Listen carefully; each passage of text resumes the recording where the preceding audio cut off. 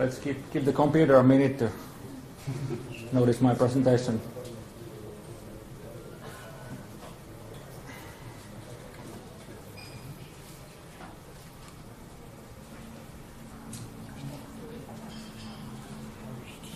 Okay, there we go. Great to see all of you here, and thanks for the chance to come here to the great city of Tallinn and give some knowledge about Scala and Vaadin for you guys. My name is Henri Muurimaa, and I'm from the Vaadin Limited company from Turku, Finland. At the moment we are about 40-person strong company, and the main product is Vaadin, of course, but we of course also sell some services and consulting for the users of Vaadin. Okay, what is Vaadin? Vaadin is a couple of things. Firstly, it's a Finnish word for reindeer, female reindeer to be specific. But I'm not talking about that today. Vaadin is also a great technology, and you can see the horns of the reindeer in our logo here.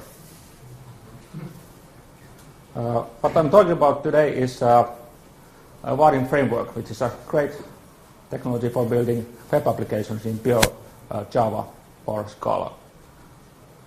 And when people are talking about web frameworks, people start asking if they have to learn new languages and tag libs and syntax and all those things. But this is a bit different. Vaadin API is a component that you use purely in Java in server side. But today, of course, we are having a small twist to this topic and exchange the language to Scala. As I mentioned, the point of Vaadin is actually to bring together the world of Java and the web technologies that actually render the user interface you are specifying in the server side. So as you can see in the picture, kind of Java is hiding the HTML web stuff behind our API. And small history. The company itself and the technology is 10 years old now. Actually, we're turning 11 this summer. But the Vaadin brand, so to speak, is 2 years old. We released it in the Java 1 in 2009. Basically, the community started from scratch at that point. We had tried a couple of false starts to the community building open source world before that. But after the rebranding, we also changed the name of the company to Vaadin at that point. We really started to fly. At the moment, we have about tens of thousands of users all over the world.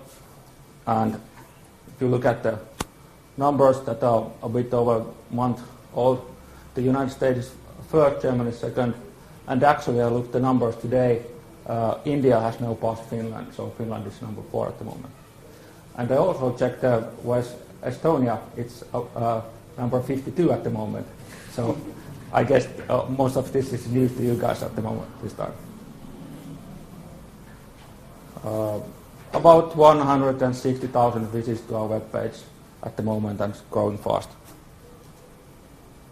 But when we're talking about this kind of technology, where's the catch? Well, the good thing about Vaadin is that there is no catch. The whole thing is Apache licensed. Okay, we offer a couple of optional add-ons that are not Apache licensed; they are commercial. But the whole framework and most of the add-ons are completely free to use for anything. Okay, small outline of the presentation today. I'll tell you a couple of basic intro things about what the rich internet applications are and what are the pros and cons of different approaches to solve the problem. I will try my hand in coding. I'm not a programmer anymore, but let's see how it goes. You can help me if I get stuck or something. And a couple of more details about Vaadin, the component set, and how it should be used and how to get started and so on. And the last part, of course, if you have any questions, please don't hesitate to ask. All right. The term that we are actually pushing forward is server-side RIA, and RIA means, of course, Rich Internet Applications. To define that, we must first define RIA itself. So, what is RIA? There are several different definitions, but we think that this is a pretty good one.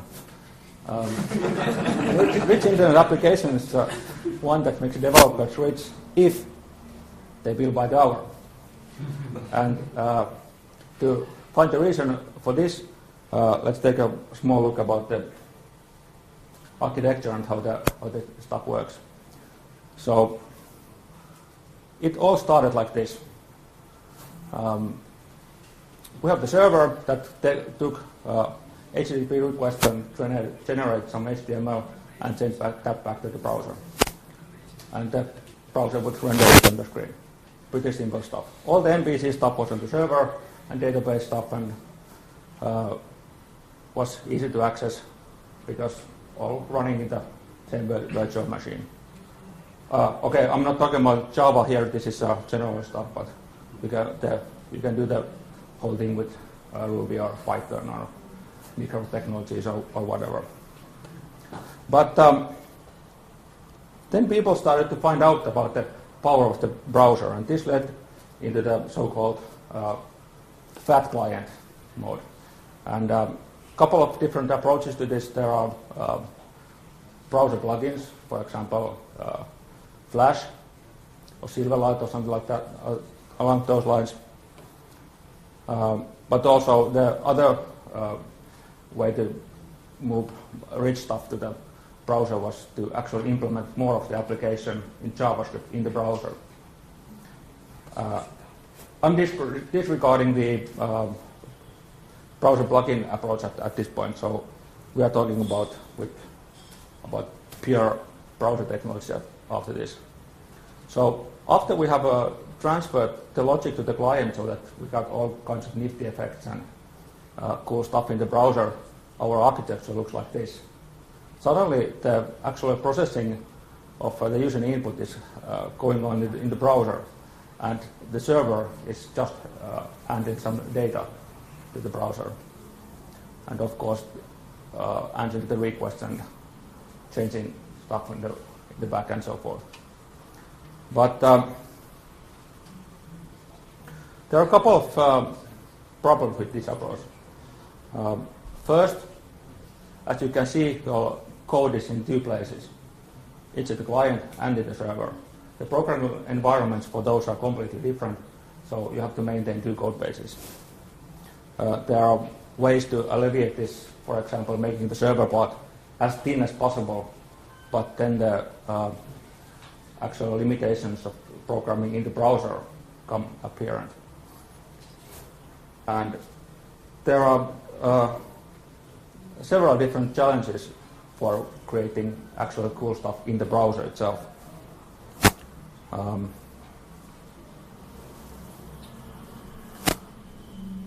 We have several different browsers. There is no dominant browser at the moment, never has been after the fall of IE, so to speak.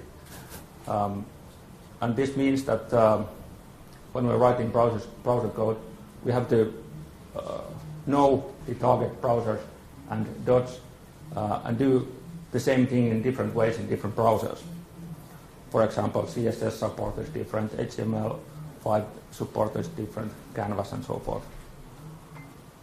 And if we are building a great UI, some browsers are not equal. IE6 and IE7 that still can be seen as mandatory for many projects. They are completely different in performance-wise from modern browsers like Firefox 5 or Chrome and so forth. We think that Microsoft is actually making things better all the time, but still many, at least big operations, say that IE6 is a must and we develop that to live with.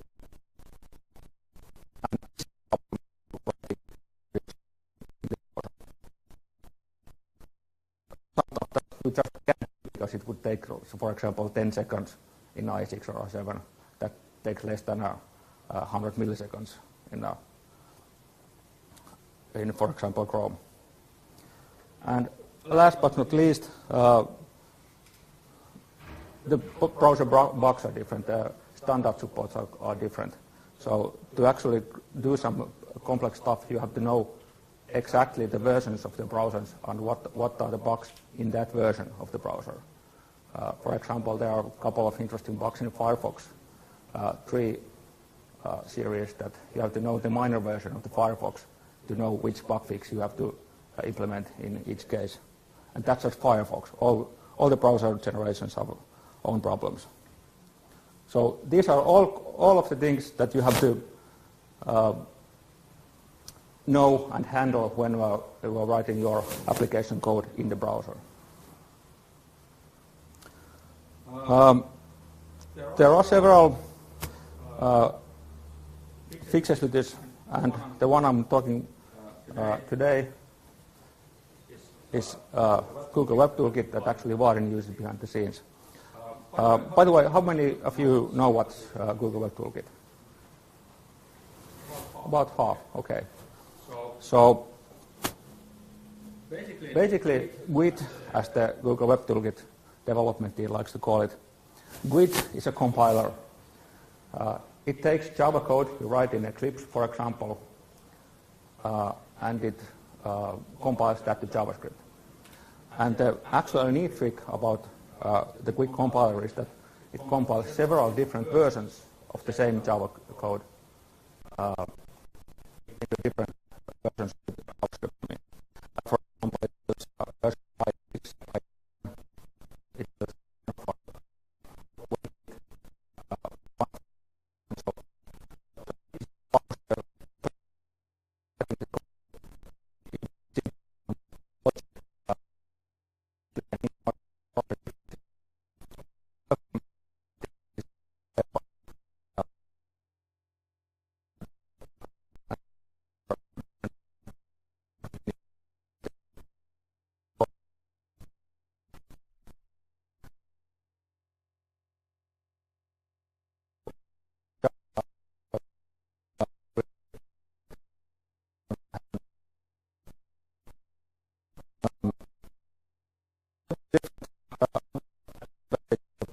With Java instead of JavaScript.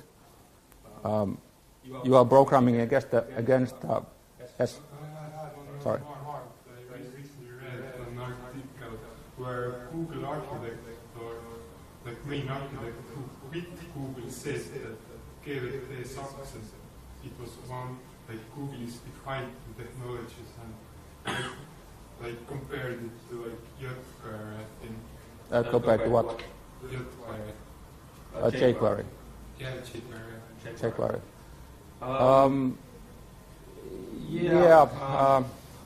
I haven't written that article, so I don't know what the main points are, but jQuery is a second great example of how to actually distance yourself away from the problems I mentioned earlier. It wraps around the different browser versions and makes it a lot easier to write code for the browser. But still with jQuery, you are writing JavaScript. And with GWT, you are writing Java in Eclipse. And Google has done a couple of great tricks in their Eclipse plugin, which allows you to debug the running web code in Java. You can debug it and check breakbox and step through it in Java code while the JavaScript is executing in the browser. So basically, because your code is Java in the Eclipse, you get object-oriented stuff for free. You get Java docs and so forth. And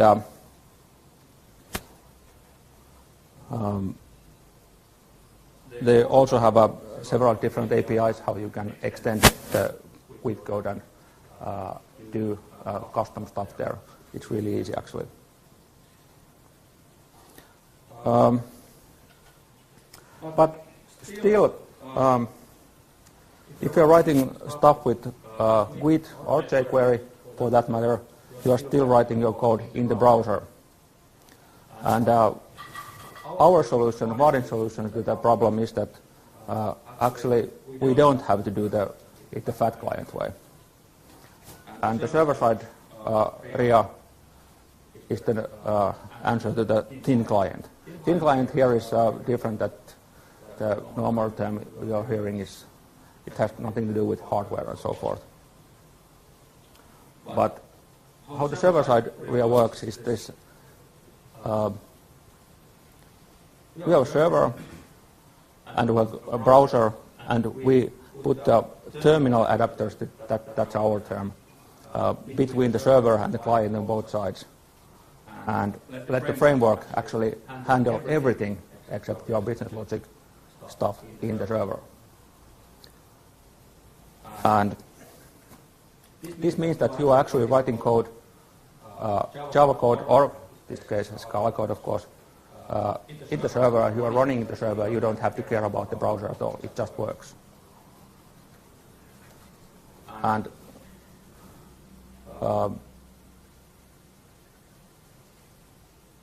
this way we get all of the advantages of Git, but we go even further. We don't have to do asynchronous stuff that you have to do with Git or pure JavaScript or jQuery and so forth. Since we're running in the server all the time, all the server resources like Spring, for example, database stuff, it's all there. You can just call it from your code. You are running in the server. And Git is great, but Git is still a subset of Java syntax and libraries. Many things are not supported there. But when you are running in the server, you can use any stuff you can want, and also any programming language that can run on a JVM. And one more advantage is that you are not sending your business logic to the browser. If you are writing your code in the browser, any black hat can access your application and start reading your source code. You can obfuscate it, but it doesn't matter really. With server-side RIA, only the UI is rendered in the browser, but actual code, the business logic and so forth, is in the server. This means that the attack surface is a lot more smaller than with the fat client approach. And of course, since you can access the server-side resources at any point, you don't have to create RPC and REST APIs for stuff if you don't want to. You can use them, of course, but they are not mandatory. Okay, what about problems? First one we always hear is, but does it scale? Is the UI state stored in the Java server? What about performance? We have tried to explain to people that the actual overhead of the Vaadin server and the UI framework is really small. Okay, you get more server events that you might be able to avoid with fat client approach, but those requests are very small, and most of them fit in one TCP/IP packet. So anyway, we can sell some movie tickets. It's of course not a production, so it's just a test to see how it scales. And our result was that we were able to sell all the movie tickets sold in the world with 3 Amazon EC2 large instances.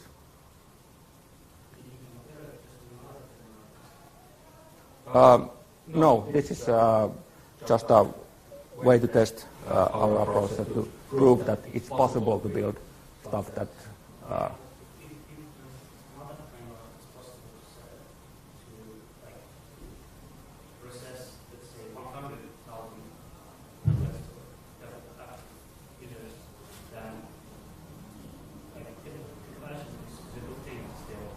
Yeah, but the application we build is completely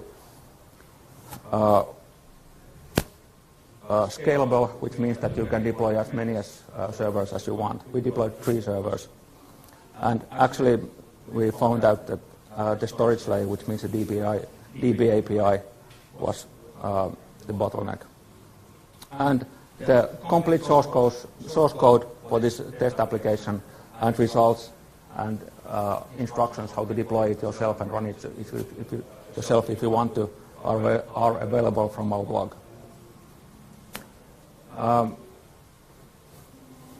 Offline mode, if you need it, you can't use our approach. That's it. Always have to have the connection to the server. That's one clear blocker. If you have this offline mode requirement, you can't use Vaadin. Simple as that. Okay. At this point, I've given a brief introduction about the Vaadin approach to the rich internet application architecture. And the next subject is Scala. How many of you guys know what Scala is about? How many have tried it? Only a few. Okay. This might be interesting. Okay, I have a couple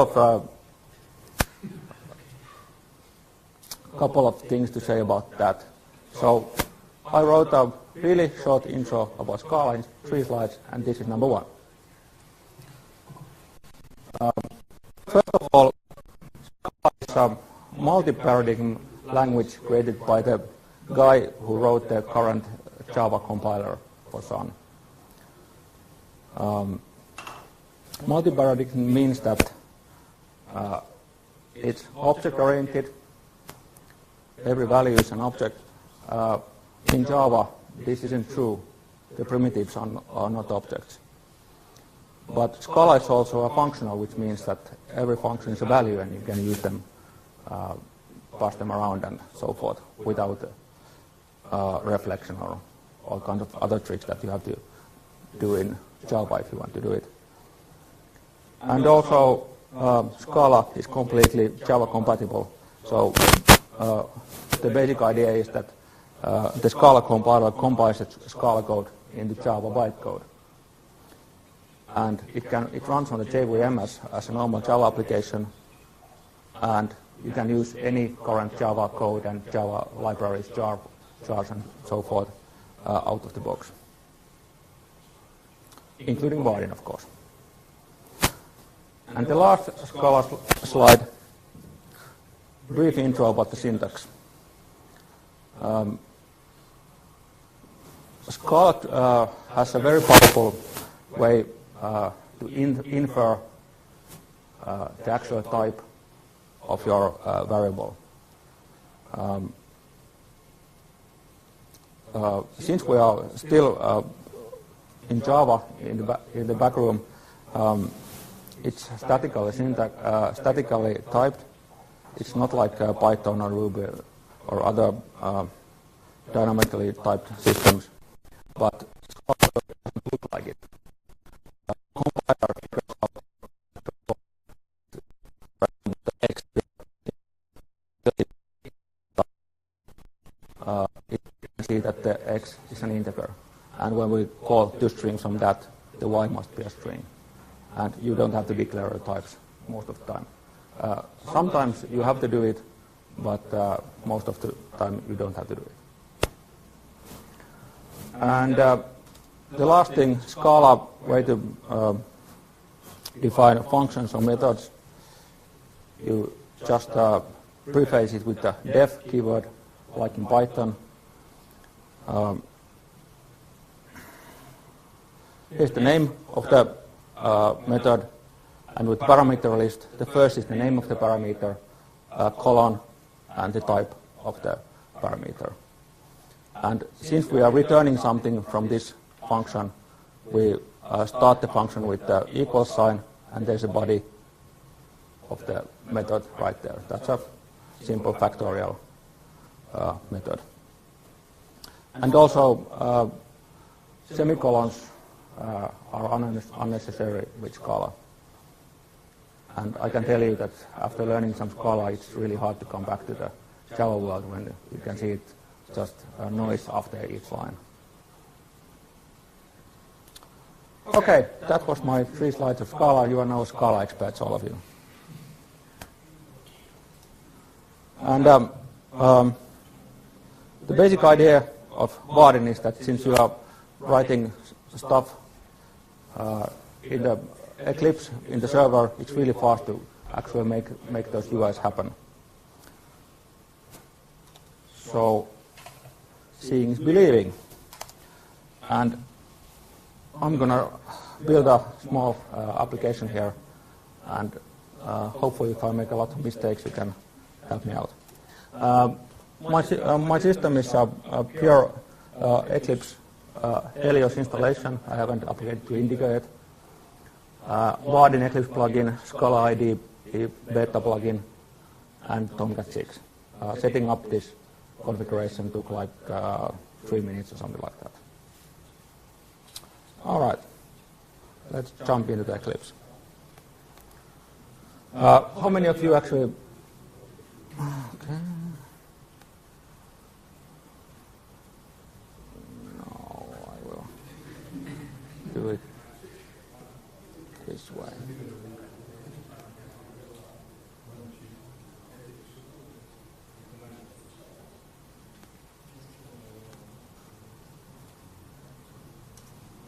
Okay, that's better. How many of you actually use Eclipse? Almost half. Okay, let's see how it goes. I'm not going to explain all the Eclipse stuff here, so please, if I lose you, raise your hand and yell if I don't notice you, and I'll explain these things out for you. Anyway, so the Vaadin plugin allows us to create a new template for Vaadin projects.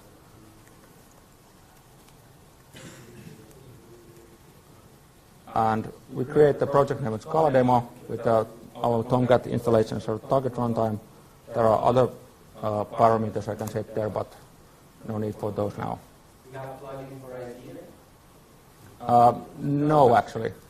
We have a Eclipse plugin by far the best, and we have some stuff for NetBeans, but not for IDEA, I'm afraid. Okay. Okay.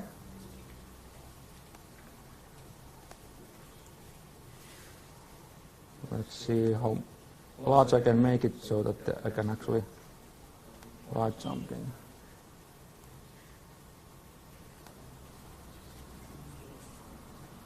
All right. So this is a project template that the Vaadin plugin created for me when I created a new project. This is a complete Vaadin application. There is nothing else to get the rich internet application with Vaadin. We have the application base class here, which we extend, override the init method, and in init method we create main window object and put some controls or components into it. We create the main window, put a label in it, and tell the application that this window is the main window of the application. Simple stuff. But this is Java, and we are not interested in Java at the moment, so let's get rid of that and get some interesting stuff going. First, we create add the Scala nature for the project as supplied by the Scala plugin, and create the new Scala class. Scala application. Wait for Eclipse to find out classes. Here we go, and the combined application base classes are also. Here we go. Format that big. Okay, as you can see, the Scala syntax is quite close to the Java one. So let's create our hello world example. First, we'll create the main window.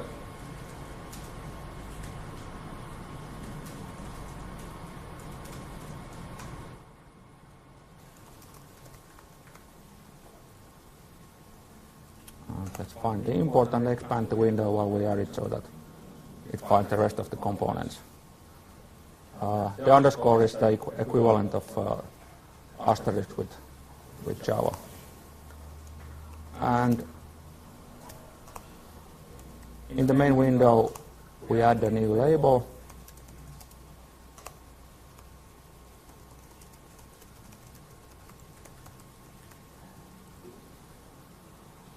And let's maximize this actually so that we can see what's going on. Okay, 2 lines of code, and we have a rich internet Scala application.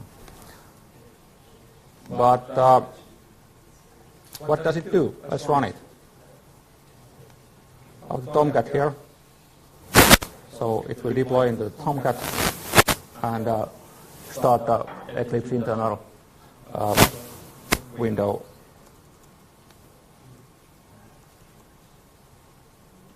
Which doesn't respond to my wizard commands, but anyway, here we can see one window, one label. And actually, at this point, we could use all of the Vaadin components like tables and grids and layouts and date selects and whatever. Just add them to the main window and it works. But you can do that yourself. Since Vaadin has a great extension mechanism, I thought that I'd demo that for you also at this time. So first, I'll have one jar contains a Vaadin extension. Vaadin add-on library or directory contains at least 180 or something like that, different community-provided extensions, and this is a bar graph component that can be downloaded from directory for free. And the extension mechanism using an add-on works like this. You drop it into your Webwin Flip folder, and the Vaadin plugin will notice that your class path has changed.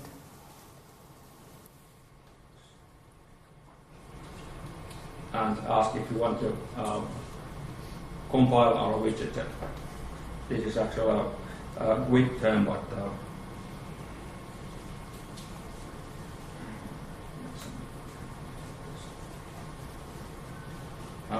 and this is actually a big point for Qt, because every time that you want to deploy your changes to your application, the Qt application, you have to compile it from the Java to JavaScript.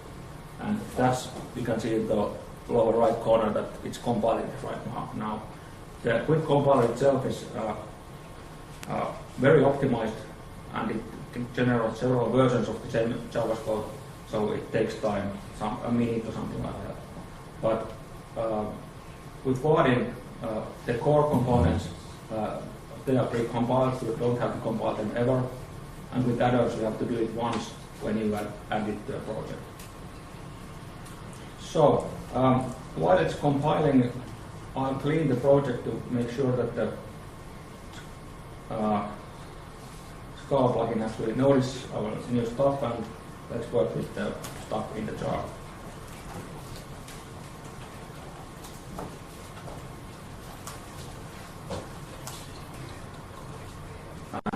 That's the package in the jar file. So what's in the jar file is a bar graph component. It turns out bar graphs. And for a graph, we need some data, and luckily the package also contains implementation of some that will get us some dummy data. So let's create the data source first.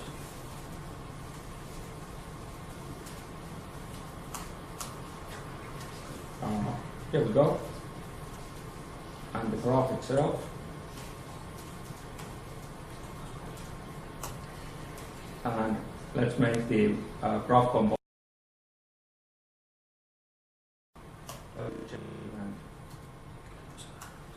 And when this happens, we will give a new dummy data to the graph. Set data points. And from the date field we can get the value. Get value, anonymous validators.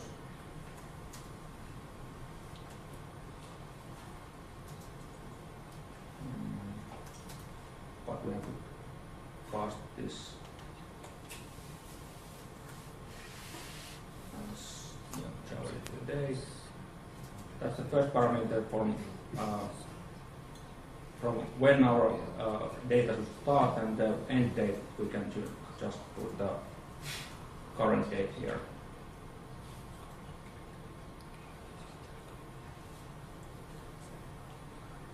And while we added,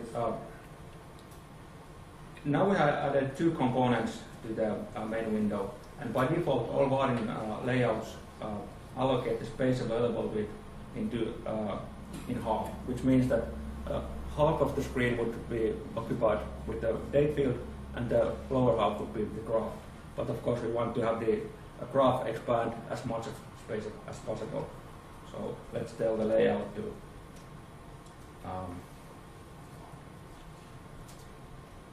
do I understand correctly that you don't use CSS or any HTML, just pure Java?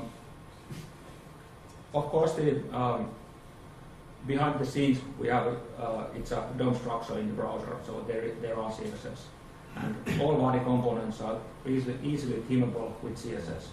They have a clear syntax and selectors for customizing on different parts, different components. If there's time, I can show that to you, but now we have changed our code so much that the hot code replace failed. If we were using a JRebel, we got rid of these, but we are not at the moment, so let's restart the server.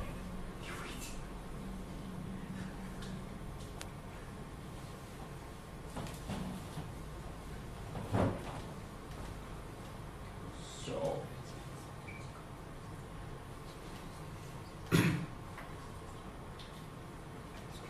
and let's add parameter data to force the application to run. Okay, here we can see actually that the screen has a date field over here, and the graph is using the rest of the space. So let's select the date, start date of the graph we want. Let's say we want the data from 1 month from now. And okay, and I forgot one thing. Most of Vaadin components are not immediate. This means that they will only send the data back to the server after something else triggers the server round trip. But we can tell the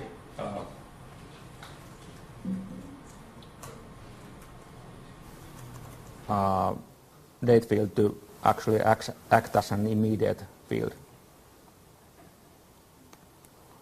Restart that again. Not interested in that. Let's try it again. So here we can see that now it gives us 1 month of data. And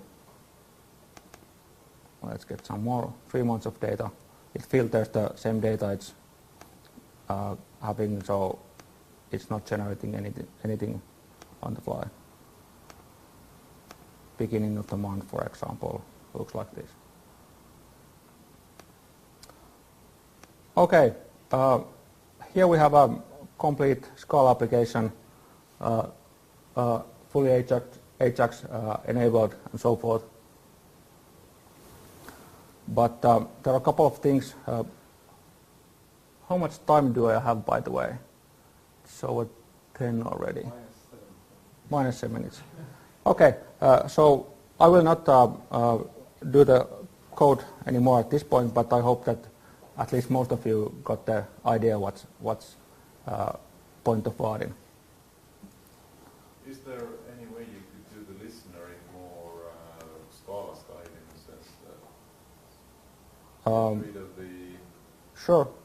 new stuff? Yeah, I wonder if I have some example code. The next step of actually of the demo would be that I will extend the actual date field implementation by adding some more Scala-like stuff. But I mean the listener. Yes, I would add the add value change listener method to that extension so that I can, in here I can just write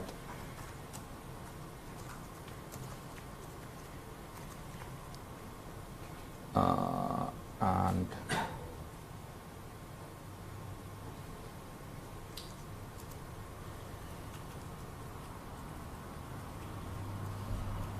no, actually I can use it like this.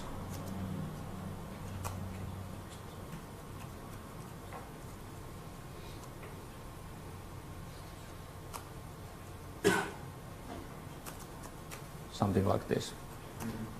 I can give an anonymous function if I had extended the date field component.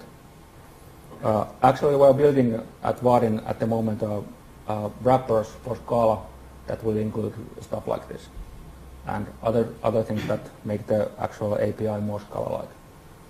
I'm just Yes. curious. Which okay, you started first. Okay, that's nice. I'm just curious. How do you have? There's a lot of rather important issues that you did not discuss. Like how do you handle the latency difference and all of that makes for a great user experience. If you've got stuff that's just sent to the server to be processed, the client's going to wait for like a second or 5 seconds depending on the connection, just to get something back, just to get any reaction back from the server. How do you handle that stuff? Yes, the latency overhead from Vaadin itself, it's milliseconds. No, I'm talking about the network connection. That's always the bottleneck.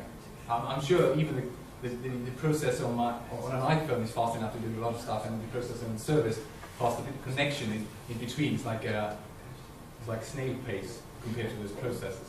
It's going to take like 5 seconds with a lousy connection, or sometimes this connection's dropped and Wi-Fi is slow or whatever.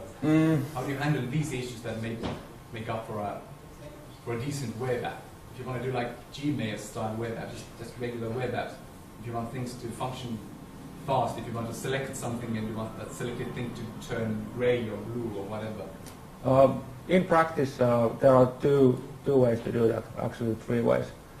For simple color stuff, you can use CSS. Or you could build your own client-side extensions using Git. But that's a problem. That's and a major the- problem, I think. Yes, and the last version is to do nothing about it. Actually, this is mostly is not an issue, but for the let's say a couple of % of the issues, you can easily solve the issue with Git or CSS.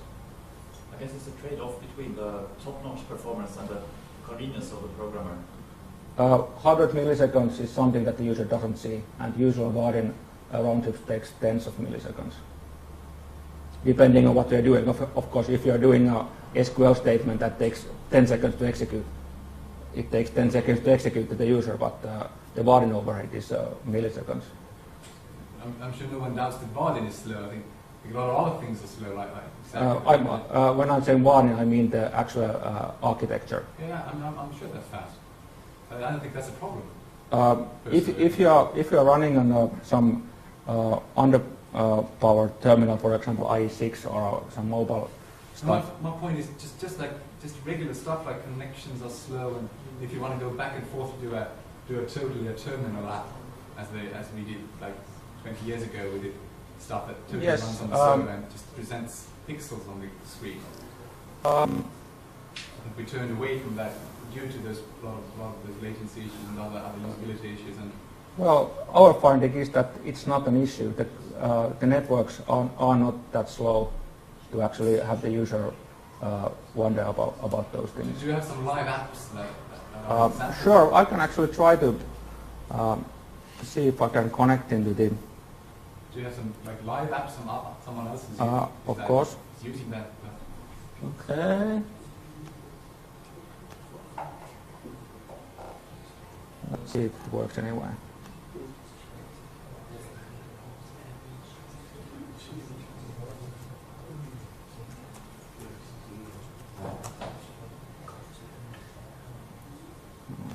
Let's try this again.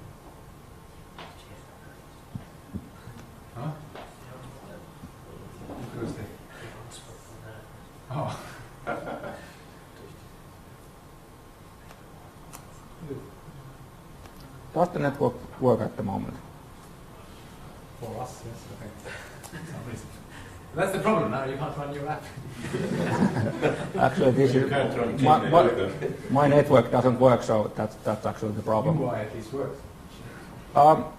Anyone that are working browser go to demo.wadi.com. The mobile experience isn't great. We do have a TouchKit add-on for Wadi, which is an extension to the library to build iOS-looking applications. But the component sampler, depending on your network, actually the server is running in the US East cluster in the Amazon EC2. So even at those distances, the latencies are not shattering.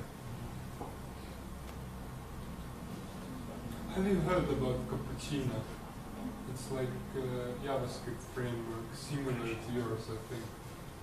But it's on purely on client side, and it's also Did Cappuccino sell to Motorola a couple of years back? And I think Probably that not. Hmm? Probably not. I think it might be a different cappuccino that you're thinking of. There's also other language like CoffeeScript that's it's like yeah, something of it. yeah, okay. I think your differentiator is the server thing. what are like the main areas in which like in every web app you could use Vaadin, or it's like some specific area like some graph or something? Building a desktop-like business application is the main focus. If you are building a Wikipedia, then the Vaadin component structure is, I'd say, too heavy, and you should use PHP or something like that for that. Okay. And also, if you need an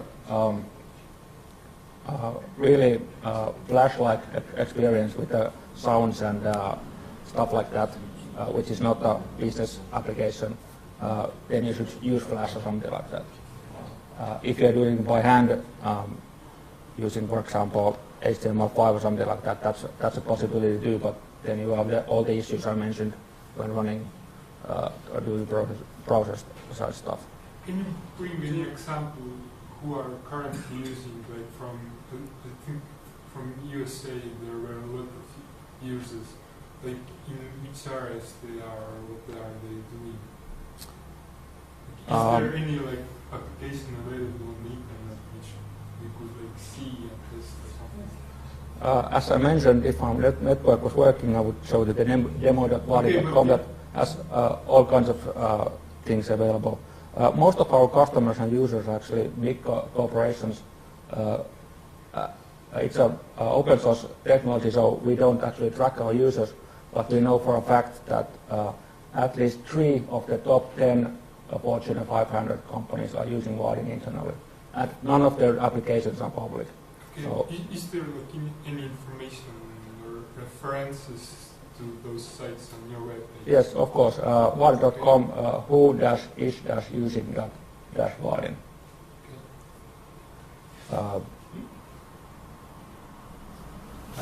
Two simple questions. Sure. First question, what is your business? What do you sell?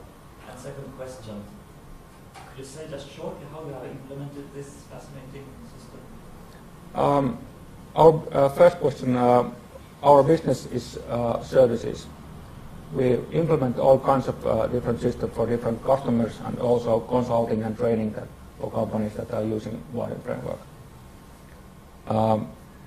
And the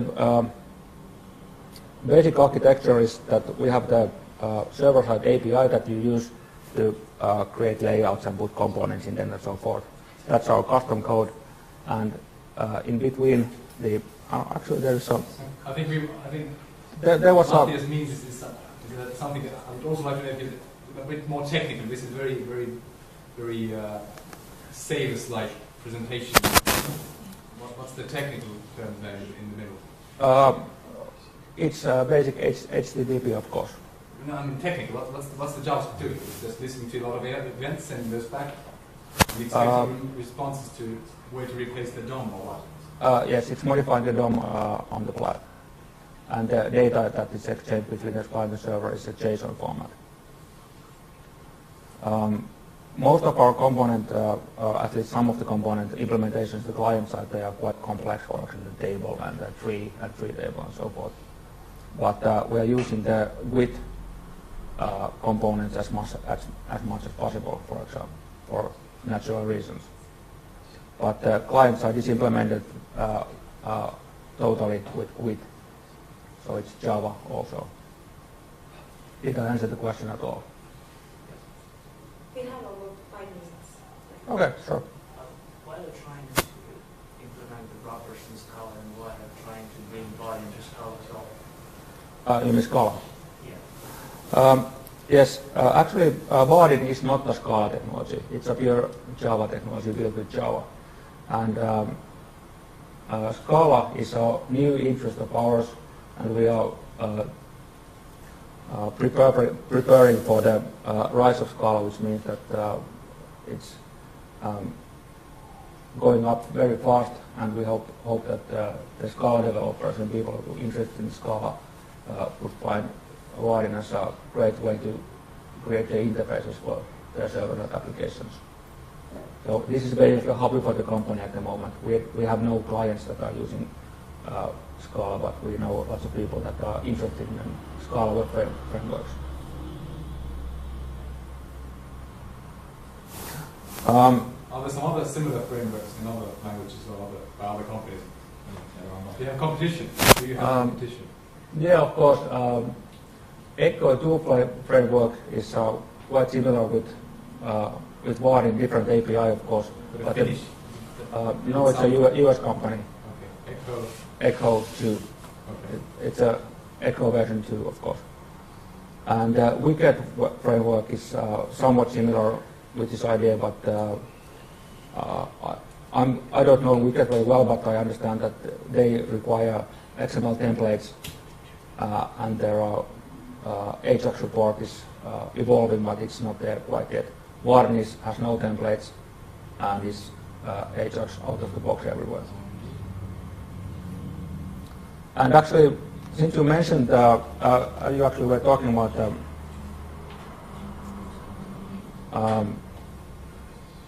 Ruby on Rails stuff previously. The actual answer for Java world, one of the answers actually, is the Spring Rule framework. Any of you guys know what Spring Rule? Okay, some of you. So it's a basically the same kind of idea that Ruby on Rails, so that you can use easily set up the domain model and the interface of your application using command line tools. And we actually have a Vaadin plugin for Spring Rule, which means that you create a new Vaadin project, and this stuff that needs the domain model for our pizza shop application. Simplistic stuff for the sake of example. And this generates some Java classes for your entities, which look like this. Rule provides those annotations so that it goes into the database, and the Vaadin part looks like this. This is all you need to create the user interface on top of those entities, and it generates some more code for you. Well, this is basically the same thing that Ruby on Rails is doing behind the scenes, as I understand it. But anyway, with those command line commands, this is the UI you get. You can start adding your new pizza stuff there, and you can edit the user interface using Vaadin Visual Editor. It's a browser-based solution for drawing up your interfaces. Add a new field, name field, you can see on top of there. And this is the resulting UI. This is, of course, also free. Vaadin.com/springrule, I think, if you are into this kind of things. And really fast, starting with Vaadin really easy. Go to vaadin.com, looks like this, download it. There is also a book that we are giving out for free. I'm afraid that we are completely out of them at the moment, since we are waiting for the new editions from the printers. but any one of you that would like to have a copy or a couple of copies sent to a company on your home. Do you offer other books also? Excuse me, Do you offer other books also? what books? Other books? No, sorry, only books of Vaari. But here's my contact details, so that send me a line and I'll send a stack of books to your way. Only books of Vaari, sorry. Sure. Okay, anything else? Do you have any other questions? No? Well, All right. thank you. Thank you.